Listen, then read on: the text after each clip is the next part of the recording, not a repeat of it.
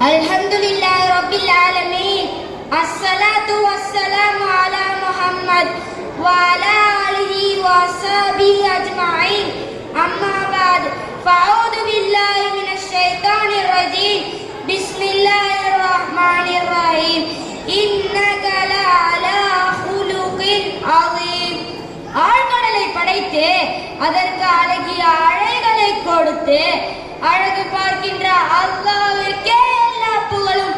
மக்கத்து ராஜா மதீனத்து ரோஜா நபி ஸல்லல்லாஹு அலைஹி வஸல்லம் அவர்களின் மீதும் அவர்களை பின்பற்றி வாழ்ந்த சஹாபாக்கள் மற்றும் நம் அனைவரின் மீதும் அல்லாஹ்வின் சாந்தியும் சமாதானமும் உண்டாவதாக. ஆமீன்.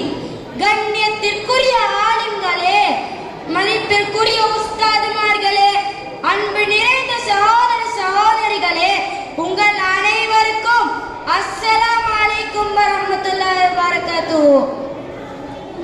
மதிப்பிற்குரியவர்களே, கலாச்சார சீரழிவுகளும் காமில் நபியின் போதனைகளும் என்ற தலைப்பில் உங்களோடு சில விஷயங்களை பகிர்ந்து கொள்ள ஆசைப்படுகிறேன். காமில் நபியின் போதனை என்பது ஏகத்துவம், அன்பு, மனிதநேயம், ஐக்கியம், சமாதானம், சகோதரத்துவம் போன்ற உயர்ந்த விழுமிகளை தன்னகத்தே கொண்டுள்ளது.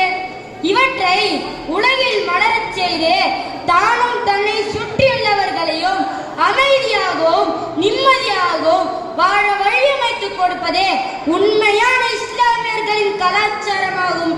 இதனை உணர்ந்த முஸ்லிம் தனது நாவினாலோ கரங்களினாலோ பிற மனிதருக்கு ஒருபோதும் தீங்கிழைக்க மாட்டார்.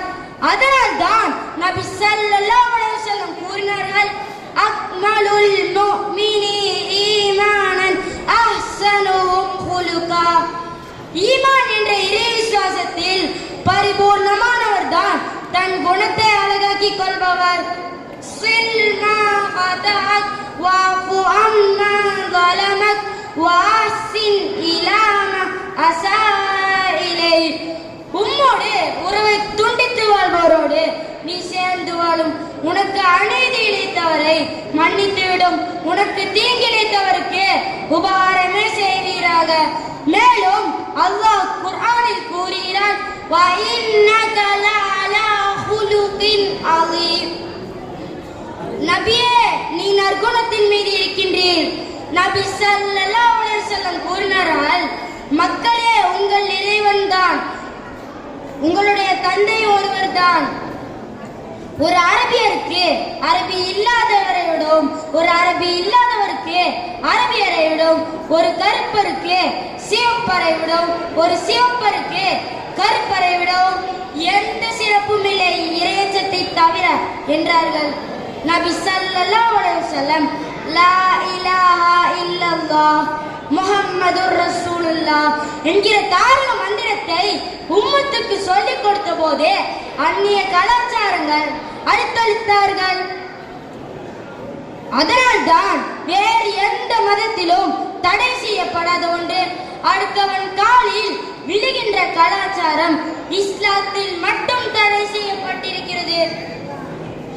இப்படி இஸ்லாமிய கலாச்சாரத்தை பின்பற்றி வாழ்ந்தால்தான் சஹாபாக்கள் பத்ர் போரில் எண்ணிக்கையில் குறைவாக இருந்த போதும் வெற்றி வாகை சூடினார்கள். ஆனால் இன்றோ பேரளவில் பெயர் தாங்கி முஸ்லிம்களாய் வாழ்ந்து கொண்டிருக்கிற நம்மவர்களால் தீன் அழிந்து கொண்டிருக்கிறது. தொழுகை, நோன்பு, ஜகாத், ஹஜ் போன்ற கடமைகளை நிறைவேற்றுவதை கூட அலட்சியமாக்கப்பட்டது. நமது ஒற்றுமைக்கு வேட்டு வைக்கிற வகையில் இணையதளங்களில் குழப்பவாதிகளின் ஊடுருவல், மது நாட்டிற்கும் வீட்டிற்கும் கேடு என்று விளம்பரம் செய்து கொண்டு அரசாங்கமே விற்பனை செய்து கொண்டிருக்கிறது. உலக புகழ் பெற்ற இஸ்லாமிய நாடுகளில் கூட இந்த அவலம் பார்க்கப்படுகிறது.